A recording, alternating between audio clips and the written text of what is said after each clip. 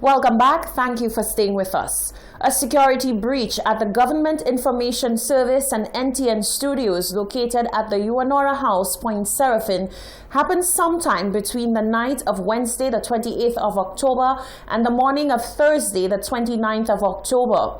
Hard drives containing approximately 120 terabytes of data, which included valuable historic footage of national importance, was purposely destroyed as those drives were dismantled and a substance poured over them.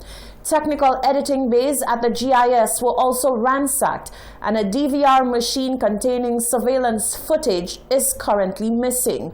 Principal Information Officer at the GIS, Davina Lee, spoke on the incident. This matter is now in the hands of the Criminal Investigations Department of the Royal St. Lucia Police Force and is under active investigation. If any member of the public has any information on this occurrence, please contact the Royal St. Lucia Police Force. Programming from the Government Information Service will continue as normal as we continue to fulfill our mandate of information dissemination to the nation, which is of critical importance at this time.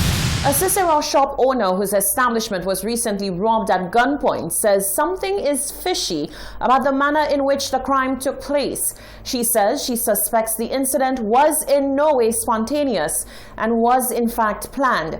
She is calling on perpetrators of such crimes to bear the times in mind before taking the little that hardworking people own.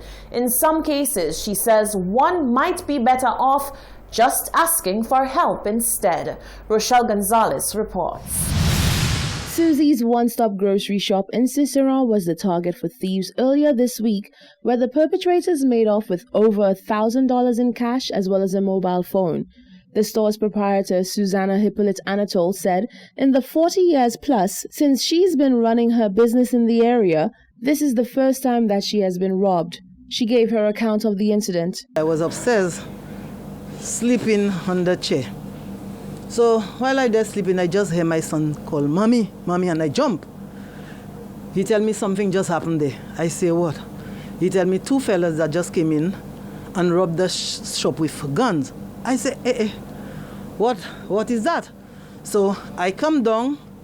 When I reach in the shop, I ask the girl, because there is a girl that working morning shift, afternoon shift. That one is working in the morning and the other one working afternoon shift.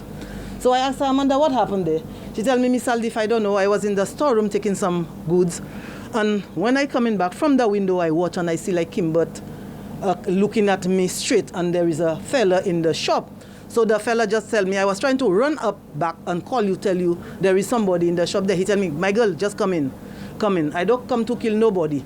Just give me what you'll have, the money you'll have there." The store owner went on to say that she does not believe the incident was a random robbery. She said not even her husband's coins from selling loose cigarettes were spared.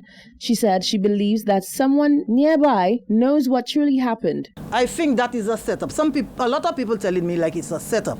Because them 3 fellas that came, one was sitting in his van on the other side of the road, and 2 walk to come inside of the shop. I know when a thief come, straight where they're going is in the cash register. They're going and take your money. But these people didn't go in the cash register. They go underneath the counter looking for money where I put in my money. Like it's some people that know something. That's why they was looking for the money underneath the counter. And when they get all what they get, then they ask my son to open the cash register. The cash register didn't have a lot of money in it, because in the morning when the worker woke, she taking out the money and she putting it in a box. I don't know how they get to know that to get that money there. Hippolyte Anatole appealed to persons thinking about robbing others to make a quick buck to try other means instead, as the days of the COVID-19 pandemic have left everyone in the same struggle together. What I can tell them is stop doing that. If they need something, call, ask. If they had asked me something, I would have give it to them. Because you never know. The people you are targeting, these people are hustlers. They are people that are trying to do something for themselves. And when you pass back and take the little money they have, it's not fair. It's not right. Just ask. If you don't have something, ask somebody. Hippolyte Anatole said she has been cooperative with the police. However, they have not returned since they first showed up on the scene. Reporting for Hot 7 News, I am Rochelle Gonzalez.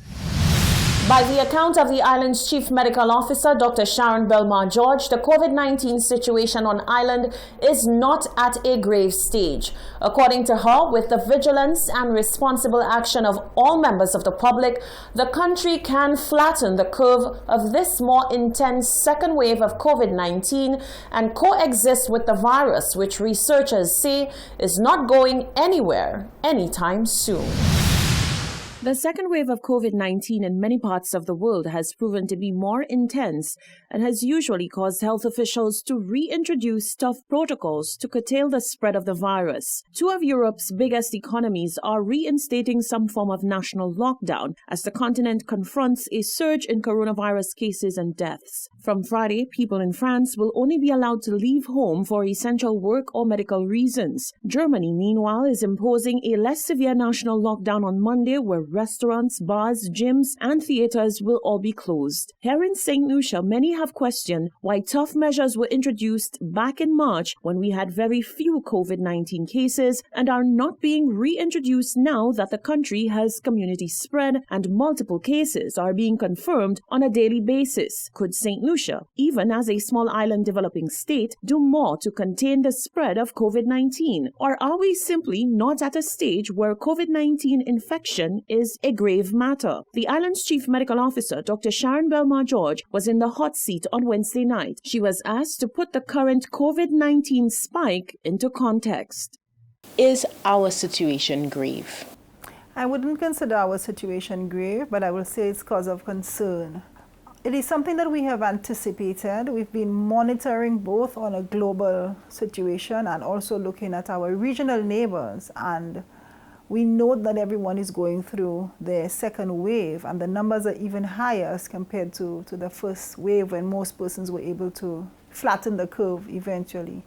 So it is one of the things we've been preparing for. There are concerns that the decision makers are prioritizing the health of the economy over the health of citizens. The Prime Minister has stated that he does not even want to begin to think about a national shutdown. The CMO underscores that as per the advice of the World Health Organization, countries have to put strategies in place to safely live with COVID-19. St. Lucia, she says, is not where it was back in March when the national shutdown was implemented. Now, she says, the island is more prepared with equipment, facilities, and trained personnel to manage COVID-19.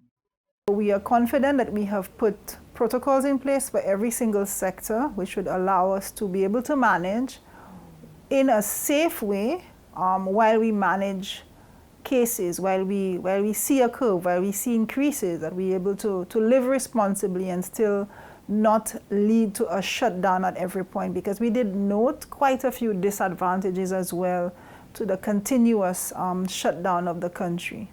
Officials are still being guided by the yardstick of 50 community transmission cases within a 14-day period. Dr. Belmar George says St. Lucia is not there yet. Now, by the WHO definition of community transmission, you would need large numbers of cases within various communities without any links or connections to them. In a true definition, St. Lucia would still be in clusters of cases. We have been able, for most part, to establish a link between most of the cases that we are seeing. She noted that most of the cases are on the east and northwest coast and are connected by either familial ties or locations where they socialize or access certain services. Prime Minister Alan Chastanet, during a recent address, stressed upon the need for proper protocols to be in place and for people to follow them or else. The Chamber of Commerce and Industry is echoing the call from the Prime Minister and advising the business community to remain vigilant as it relates to COVID-19 infection and spread. Genevieve Gonzague has more. The last few addresses by Prime Minister Alan Chastanet have been passionately delivered, requesting that everyone adhere to the COVID-19 protocols that have been established. The tone of the Prime Minister drew the ire, but the Executive Director of the Chamber of Commerce, Brian Louisi, has echoed the calls for people to be more responsible and pay heed to the advice being given.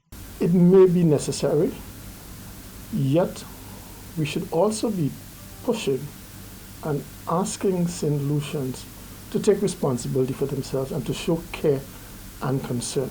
I think we should also try to encourage them and have a bit of confidence that people will do what is required.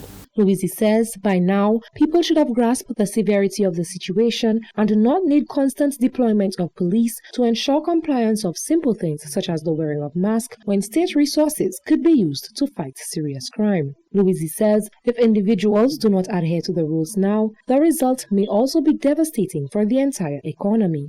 The point is, if we don't do what we have to do and we don't show the concern for our fellow citizens, then we are hurting ourselves. We're hurting ourselves health-wise, we're hurting ourselves economically, because if we have rampant spread, persons are not going to be able to go out, not able to work. And so we need to think about it as playing our part in taking care of ourselves, some enlightened self-interest. He says the goal is to ensure that the country returns to a state of economic viability, and as such, he encourages all individuals and business places to adhere to the advice of the Chief Medical Officer. Reporting for Hot 7 News, I am Genevieve Gonzalez. Thank you, Genevieve. Still to come, the government expands the poverty list as part of COVID-19 response, and the Police Welfare Association calls for more frequent testing of frontline workers.